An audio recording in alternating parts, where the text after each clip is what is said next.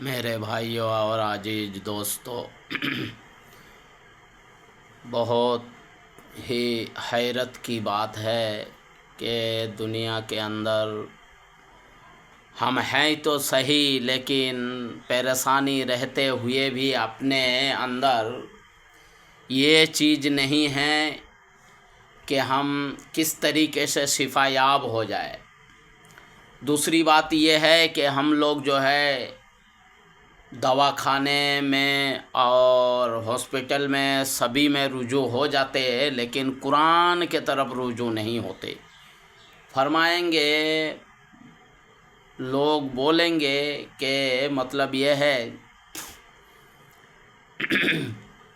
کہ دوائی کے بنا کچھ نہیں ہوتا۔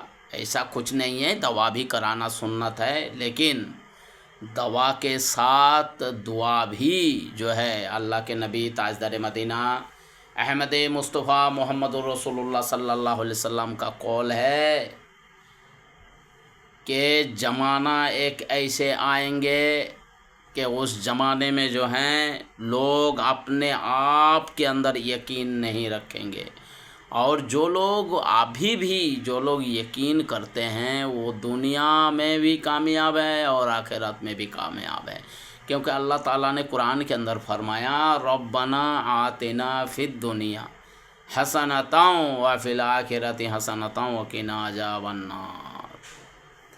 یہ دعا کی مثال ہے کہ ربنا ہے ہمارے رب، آتنا عطا کر، فی الدنیا دنیا میں، وفی الآخرہ اور آخرت میں، حسنۃ یعنی کیا؟ سب چیز میں اچھائی، حسنۃ وقنا عذاب النار۔ اگر ہم نے اچھائی نہیں کرتے تو بعد میں اس کی ٹھکانہ کیا ہے؟ عذاب نار ہے، اور عذاب نار اتنی خطرناک کہ اگر جہنم کی آگ کے بارے میں کوئی جان لے تو کہیں گے کہ دنیا میں اللہ تو نے پیدا کیسے کیا؟ دنیا میں نہیں پیدا کرنا ہی اچھا تھا، لیکن نہیں، ایسا نہیں ہے۔ تمہارے اعمال، تمہارے عذر، جس طریقے سے تم دنیا کے اندر رہو گے، جس دنیا کے اندر جیسے تم کرو گے ویسے ہی پھل پاؤ گے۔ دنیا کے اندر ایسی ہے کہ دنیا میں جن اور انسان کو اللہ نے پیدا کیا، مخلوق کو پیدا کیا، لیکن کس لیے پیدا کیا؟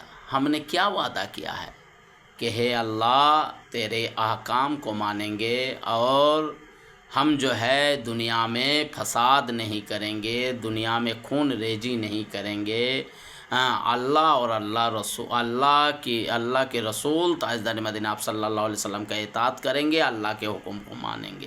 لیکن اس کی برعکس اگر کرو گے تو آخرت میں تو خسارہ ہونے والا ہی ہے، اور تمہاری اعمال تم کو نہیں چھوڑے گی، یہ پکی بات ہے۔ تو برادران اسلام اور بزرگان دین، میرا کہنے کا مطلب یہی ہے کہ قرآن کے اندر ایک ایسی سورہ ہیں جس کو ام القرآن کہا گیا ہے، اور ام القرآن کے کیا مطلب؟ ام القرآن کہا گیا ہے، اس کا مطلب کیا ہے؟ یعنی پورے قرآن کی جز اس میں ہے۔ سبھی صورتیں ایسی ہے، کلام پاک کے اندر جتنی بھی صورتیں ہیں سب تو رحمتیں ہیں، لیکن کچھ خاص بھی تو ہیں نا، خاص بھی تو ہیں، ہے تو سبھی خاص، سبھی اللہ کے نبی تاجدار مدینہ آپ صلی اللہ علیہ وسلم کے اوپر نازل کی گئی ہے، لیکن اللہ کے نبی نے ہی فرمائے، کیا فرمائے؟ جیسے کوئی بھی نماز میں، کوئی بھی چیز میں، کسی بھی طریقے کا جب تک کہ اس کو پوری نہ پڑھی جائے تو ادھوری ہے، جب اس کو پورا پڑھی جائے تو کیا ہو جائے گا؟ وہ مکمل ہو جائے گا، اور اس کو ادھورا پڑھ ہی نہیں سکتے آپ۔ बाद की सूरतें जितनी हैं सभी अधूरा पढ़ सकते हैं, लेकिन उस सूरत को अधूरा नहीं पढ़ सकते। वो है क्या? उसका नाम है सूरे फातिहा, यानी अल्हम्दुलिल्लाहि रब्बिल आलमीन अर्रहमानिर रहीम, ये सूरतें हैं। सूरे शिफा भी इसी को कहा गया है, सूरा अल्हम्दु भी कहा गया है, अवामुन नास भी कहा गया है, उम्मुल कुरान भी कहा गया है। इसी को कहते हैं सूरे शिफा।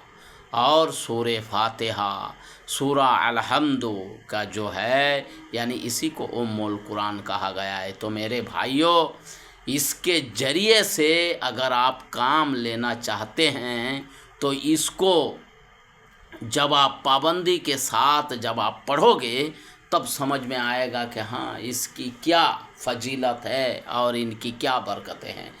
अक्सर व बेशतर बुजुर्ग लोगों को देखा हूँ कि जितने भी हैं, यानी सूरे फातिहा के बारे में पढ़ने के लिए बताए हैं। मेरे को खुद एक बुजुर्गाने दीन ने मेरे को फरमाया, तो मैंने बोला हजरत ऐसे ऐसी बातें हैं, घर के अंदर परेशानियां हैं, घर में ऐसे हैं झगड़ा और बहुत सारे चीज़ों का ऐसी चल रहा है, यानी घर के अंदर मुसीबतें हैं, कुल मिला के घर के अंदर मुसीबतें हैं।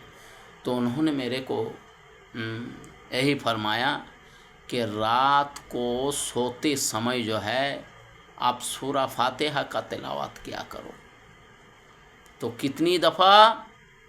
तो बोला हमको बोले कि रात को सोते समय, यानी ईशा की नमाज के बाद जो है 41 मरतबा सूरे फातिहा पढ़ लिया करो रोज़ाना।